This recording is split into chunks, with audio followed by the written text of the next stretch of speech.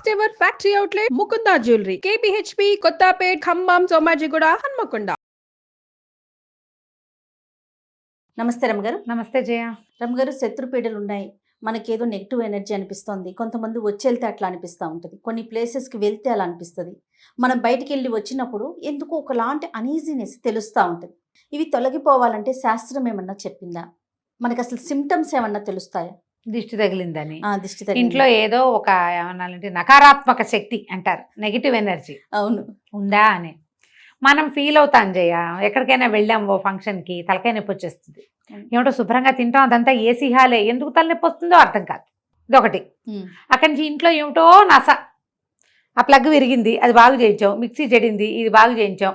Jar చేయి పడిపోయింది, చేయి తప్పి అది కాస్త విరిగింది. మిక్సీ కోసం ఓసారి బజార్ వెళితే మర్నాడు మళ్ళీ జార్ కోసం మళ్ళీ వెళ్లాల్సి వస్తుంది. కప్పులు పగిలిపోతాయి, ప్లాస్టిక్ సామాన్లు పగులుతాయి, ఎంతసేపు ఏదైనా చేయి జారి పడిపోతూ ఉంటుంది, పడిపోతాయి. తర్వాత ఏమో ఒట్టి పుణ్యానికి కొట్లాడుకుంటాం మనం, ఏముండదు మ్యాటర్. పిల్లలు ఏడుపు మొదలు పెట్టేసరికల్లా అక్కడ స్టార్ట్ చేసి మీ అమ్మ మీ నాన్న దాకా వెళ్ళిపోతాం మనం కొట్లాడుకుని. ఓకే, ఇంకా ఇలాంటివన్నీ జరుగుతాయి. బజార్ వెళ్తే ఎప్పుడు కారు వేసుకెళ్తామా, పార్కింగ్ దొరకదు చేయ.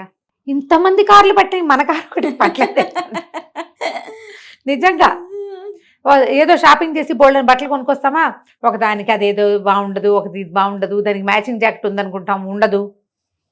ఏం నా జీవితం ఇలా ఉంది అనిపిస్తుంది. అనిపించిందా? అనిపిస్తుంది. అవునా? అక్కడి నుంచి ఎక్కడికైనా తొందరగా వెళ్ళాలంటే ఒకదానికి ఒకటి దొరకదు మనకి. ఈ కొంపలోనే ఏదో ఉంది అనిపిస్తుంది కదా. ఇంట్లో వాస్తు దోషాలు ఏమైనా ఉంటే ఉండొచ్చు. ఒట్టి పుణ్యానికి ఎవరింటికో వెళ్ళి అక్కడ కూడా కొట్టుకుంటాం మన ఇద్దరం, మొగుడు పెళ్ళాలం. ఎందుకు కొట్టుకుంటామో తెలియకుండా వేరే వాళ్ళ ఇంట్లో కూడా పిల్లల్ని ఒట్టి పుణ్యానికి కొట్టి తిట్టేస్తాం. పక్కింటి వాళ్ళతో పిచ్చి తగాదాలు, ఏదో మంచి ముచ్చట పడి ఒక మొక్కలు తెస్తే అవి ఇందులో సగం చచ్చిపోతూ ఉంటాయి. ఇంత నెగిటివిటీనా? గింజలు పెడతామా, ఒక గింజ రెండు గింజ తపాతాలు మొలిస్తే చచ్చినా రావు. ఆలోచించండి, ఇవన్నీ మనకు ఉన్నాయా? పోనీ ఇందులో కొన్ని ఉన్నాయా? కొన్ని డెఫినెట్గా ఉంటాయి. వీటన్నిటికీ ఏదో ఒక నెగిటివ్ ఫోర్స్ మనకు అడ్డం పడుతూ ఉంటుంది. ప్రతి చోట పాజిటివ్ ఎనర్జీ ఎలా ఉంటుందో నెగిటివ్ ఎనర్జీ అలాగే ఉంటుంది. వెలుగు చీకటి, చీకటి వెలుగులు కలిసి ఉండవా? అవును. కలిమిలేమి కావడికి ఉండాలని చెప్తుంటారు. రెండు ఉంటాయి, అలా బ్యాలెన్స్ అవుతూ ఉండాలి. వీటిలోంచి కొన్నిట్లోంచి అయినా మనం తప్పుకోవాలంటే ఎలా? కొన్నిటైనా తప్పుకోవాలి. నేనైతే ఇల్లు క్లీన్గా ఉంచుకోవాలి అని భావిస్తాను జయ. మన ఇంట్లో ఉపయోగం లేని ప్లాస్టిక్ డబ్బాలు, ఇప్పుడు ఇవాళ ఫుడ్స్ కొంటామా, డబ్బాలు వచ్చేస్తాయా, డబ్బాలన్నీ తోమి పక్కన పెట్టుకుంటూ ఉంటారు. డిస్పోజబుల్ డబ్బాలు ఇంట్లో ఉంచద్దు, తీసి పడేసేసేయండి. 1-2 టైమ్స్ మించి వాడద్దు. మామూలుగా పని వాళ్ళకి ఏమైనా ఇవ్వడానికి, మనమే ఏదైనా క్యారీ చేయడానికి అలా దాచిపెడతారు. పైలప్ చేసేయిపోకండి. 2-3 ఉంటే సరిపోతుంది, 50 ఎందుకు కదా. అసలు ఆ ప్లాస్టిక్ డబ్బాలు వాడకుండా మన ఇంట్లో ఉండే స్టీల్ డబ్బాలు వాష్ చేసి లోపల పెట్టుకోగలిగేవే వాడుకోండి, ఎక్కువ లైఫ్ ఇచ్చేవి. ప్లాస్టిక్ డబ్బాల్లో తినడమే మన కర్మ. ఆ కర్మకి కొనసాగింపు ఎందుకు? దిక్కుమాలి కర్మ, మళ్ళీ ఎందుకు కొనసాగించాలి? దిబ్బల కొట్టండి, వాటిని ఉంచొద్దు. అట్టపెట్టెలు, పాత బట్టలు, పిల్లల చిన్నప్పటి సామాన్లన్నీ, బొమ్మలు, బొటికలు, తల్లేంది తోకలేంది బొమ్మలు బయట పారేయండి. సీసాలు లేని మూతలు లేని సీసాలు బయట పారేయండి. విజ్జోడైపోతాయి. ఒక అరడదన్ కప్పులు అలా కొనుక్కుంటామా, అందులో 3 ఇందులో 2 మిగులుతూ ఉంటాయి. కొన్నిటికి చెవులు విరుగుతాయి, చిన్న చిన్న పగుళ్ళు వస్తాయి. పగిలినవి విరిగినవి ఉంచద్దు. కొత్తవి కొనుక్కోలేకపోతే మానేసేయండి. ఉన్న వాటితో శుభ్రమైన వాటినే వాడుకోండి. పగిలిన కప్పులు ఉంచద్దు. బట్టలు ఏమైనా చిరిగితే, నైటీలు కుట్లుడిపోతాయి. ఏం పాయింట్లు చెప్తారు, నిజం చేయాల్సి. అవునా కాదా చెప్పు? అవన్నీ దరిద్రాలేనమ్మా మన కర్మకి. నిజంగా అవును. కుట్టేయండి దాన్ని కూర్చుని. చిరిగిన గుడ్డ కట్టుకోవద్దంటే ఎన్నని మానేసుకుంటారు జయ. ఎవరైనా ఊడిపోతే మనం కుట్టుకోవాలి. ఎక్కడైనా చిరిగితే ఎక్కడైనా కొంచెం చిరిగింది, దాన్ని డార్నింగ్ చేయించేయండి, రఫ్ చేయించేసేయండి. చిరిగిపోయిన దుప్పట్లు, పాతపడిపోయిన పిల్లో కవర్లు, పాత దిళ్ళు, ఇవన్నీ నెగిటివ్ సోర్సెస్ని పట్టుకుంటాయి. మంచాల కింద బోలెడని సామాన్లు పెడతారు, ఎప్పటికప్పుడు దులుపుకోండి. ఇప్పుడు మనకు అన్ని మంచాలు ఇవి వచ్చినాయి కదా, బాక్సులు. ఆ బాక్సుల నిండా సామాన్లే, ఉపయోగపడవు, చావు. సంవత్సరానికి ఒకసారి వాడుకునే రగ్గులు, ఊలెన్వి అవన్నీ అందులో పడేస్తాం. పాత బట్టలు అందులో చేరుస్తాం. ప్రతి 3-6 నెలలకి బీరువాలు మొత్తం దొర్లించి కిందకి. ఉపయోగపడదు అని అనుకున్న దాన్ని ఎవరికి ఉపయోగపడుతుందో వాళ్ళకి ఇచ్చి పారేయండి. అమ్మేయండి. లేకపోతే ఇప్పుడు పాత బట్టలు యూజ్డ్ క్లోత్స్ కొనేవాళ్ళు కూడా బోల్డ్ మంది వచ్చారు. అమ్మేయండి.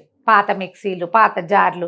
కొత్త మిక్సీ కొంటామా, పాత మిక్సీ ఎవరికి ఇవ్వం, అదో పక్కన ఉంటుంది అనాథ ప్రయత్నంలాగా. ఎందుకు, అనవసరం కదా, బయటపడేయండి. దాన్ని ఇచ్చేయండి ఎవరికైనా, పని మనిషి అయినా వాడుకుంటుంది కొన్నాళ్ళ పాటు. దానికి పాడైతే అది ఎవరికో ఇచ్చుకుంటుంది, లేదా అదే అమ్మేసుకుంటుంది అవతలకి. మీరు ఆలోచించండి. వెదురు బుట్టలు అవి కొనుక్కొస్తాను జయ, కొత్తల్లో భలే ముద్దుగా సరదాగా ఉంటాయి. కొన్నాళ్ళకి మాస్టి మొహాలు పడతాయి అవి, నువ్వు వాడవు పెట్టవు. అవును, వాటిని ఏదైనా రీసైక్లింగ్ చేసేస్తే చేసేయండి, ఇంకో పనికి వాడండి. లేకపోతే ఇచ్చేయటమే, పంపేయండి.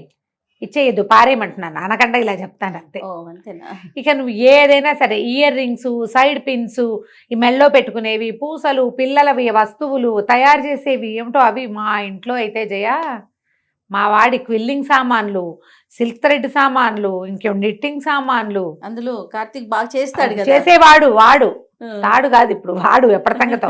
ఇక ఎప్పటికప్పుడు రంగులు, పేస్ట్లు, కలర్లు, గోడల మీద వేసేవి, పుస్తకాల మీద వేసేవి, పేపర్ల మీద వేసేవి, నగలు గోడల మీద వేసుకునేవి. ఇక ఎన్నో పడేటివేనా, ఆ పారేయటమే, ఇచ్చేయటమే. ఏమన్నా పిల్లలు, ఆడపిల్లలు వస్తే అమ్మా సరదాగా ఉందా చేసుకుంటావా అని ఎలా చేసుకోవాలో కాస్త 2-3 వాక్యాల్లో చెప్పి ఇచ్చేయి, మనమే నేర్పించి ఇచ్చేయటమే, పారేసుకోవటమే. ఇదే పని. పాత పుస్తకాలు, పాత అట్టపెట్టెలు, పాత చెక్క పెట్టెలు ఇంట్లో ఉంచకండి. తర్వాత ఇక్కడి నుంచి ఇది ఇల్లు చాలానే చేసాం. క్లటర్ కంట్రోల్ అంటారు, how to clean your clutter చూసి చేసేయండి. నెక్స్ట్, మిమ్మల్ని మీరు క్లటర్ కంట్రోల్ చేయండి. ఎలా? Positive, be positive. ఎప్పుడు మనం పాజిటివ్గానే ఉండాలి. నెగిటివ్ ఆలోచనలు వస్తూనే ఉంటాయి మనకి. ఎక్కడికైనా బయలుదేరుతాం, అక్కడ ఎట్లా ఉంటుందో అనుకోవద్దు, అన్నీ బాగుంటాయి అనుకోండి, ఆల్ ఈజ్ వెల్ అనుకొని వెళ్ళటం. ఏదైనా బాగోలేదు చర్చర్లాడిపోవద్దు. నీకు చిరాకు పెరిగిందా, నెగిటివ్ ఫోర్స్ నీ మీద ఎక్కేసింది, చీరలాడొద్దు అని. ఇలాగే ఉంది ఇవాళ రేపు అన్ని చోట్ల. మనమేం దిగొచ్చామా, అందరిలాగానే మనకు కూడా వస్తుంది. ఇలాంటి ఆలోచన ధోరణి ఉండాలి. ఎక్కడి నుంచైనా బయట నుంచి వచ్చినప్పుడు ఇమ్మీడియట్గా కాళ్ళు కడుక్కోండి. ఇంట్లోకి రావటం ఏంటి, కాళ్ళు చేతుల మొహం కడిగేసేయాలి. ఏ బట్టలు కట్టుకెళ్ళారో వాటితో సోఫాల్లో పడి ఉండద్దు, మంచాలు ఎక్కదు. పాట కూడా బయట నుంచి వచ్చిన బట్టలతోటి మంచం మీద ఎక్కద్దు. మీకు ఎంత తలనొప్పిగా ఉన్నా సరే, ఆ చీర డ్రెస్సో, మగవాళ్ళు అయితే ప్యాంట్ షర్టు, ఆడవాళ్ళు అయితే చీరలో డ్రెస్సులో విప్పో పక్కన పడేయండి. తర్వాత మడుచుకోండి, పోని మడవగలితే మడవండి వెంటనే, లేకపోతే లేదు. ముందు కాళ్ళు చేతులు మొహం శుభ్రంగా కడుక్కోండి. వేరే ఫ్రెష్ బట్టలు వేసుకోండి, కాసిన మంచినీళ్ళు తాగండి, అప్పుడు పడుకోండి. ఒకవేళ రాత్రి ఇప్పుడు సాయంకాలం పూట వెళ్ళారు, రాగానే ఇంట్లో ఒక అగరొత్తి వెలిగించుకోండి, కాస్త ధూపం వేసుకోండి. వీటి వల్ల మీ నెగిటివ్ ఫోర్సెస్ తగ్గిపోతాయి. ఇది ఆలోచించండి. ఇప్పుడు నేను చెప్పినవన్నీ అందరికీ తెలుసు, అందరికీ ఉండేవే. మనం సరిగ్గా దాన్ని సమాధాన పరుస్తున్నామా లేదా అనేది చూసుకోండి. కాదే ఒక పిల్లాడు ఏడుస్తాడు, ఏం చేస్తావు నువ్వు, ఓ పిల్లాడు చూస్తున్నాడు ఇక్కడ, వాడు ఏడుస్తుంటాడు, ఏం చేస్తావు, ముందు ఎత్తుకుంటావు, జో కొడతాము, ఆకలిస్తుందేమో చూస్తాము, వస్తుందేమో చూస్తాము, ఏదైనా పెట్టానే ట్రై చేస్తాం, అదుడు చూడని చూపిస్తాం, లేదా ఫోన్ చేతిలో పెడతాం, ఏదో ఒకటి చేస్తామా. ఎన్ని చేసాం సమాధానాలు, మనం కూడా అంతే. ముందు ఏం చేయాలనేది ఆలోచించాలి. అన్నీ చేసి చూడండి, ఎక్కడో చోట సమాధానం లభించింది. ఇల్లు క్లీన్గా ఉంచుకుంటే మనకు సమస్యలు తక్కువగా ఉన్నాయి, చేసేయండి. ఎప్పుడు ఇల్లే క్లీన్ చేసుకుంటూ ఉండండి. మనమే సరిగ్గా లేము, మనం రిపేర్ చేసుకుందాం అనిపిస్తే చేసుకోండి. ప్రతి వాళ్ళకి సమస్యలు వస్తాయి, సమస్యలు సహజం. లోకంలో వెలుగు చీకటి ఉన్నట్టే. దీనికి రెడీగా ఉందాం. ఏదైనా వస్తే దానికి కావాల్సింది చేద్దాం. వచ్చిందని ఏడుస్తూ కూర్చున్నా, నెత్తి మీద పెట్టి చేతులు పెట్టుకుని వాస్తు బాగోలేదా, ఇల్లు బాగోలేదా, అది బాగోలేదా, నా జీవితం ఇలా అయిపోయింది, ఇలా బాధపడద్దు. ఇవి అందరికీ వస్తాయి. ఎలా వదిలించుకోవాలో ఆలోచించాలి. రమగారు, బీ పాజిటివ్ అంటే గుర్తొచ్చింది, చాలా విషయాలు చెప్పారండి మీరు. బీ పాజిటివ్ లో చాలా వీడియోలు, మంచి మంచి విషయాలు. మళ్ళీ చెప్పే ప్రయత్నం చేయండి రమగారు, ఇంకొకసారి మళ్ళీ కొత్త విషయాన్ని కొత్తగా ప్రేక్షకులకు అందిద్దామండి. అలాగే, రైట్ అండి. నమస్తే. నమస్తే.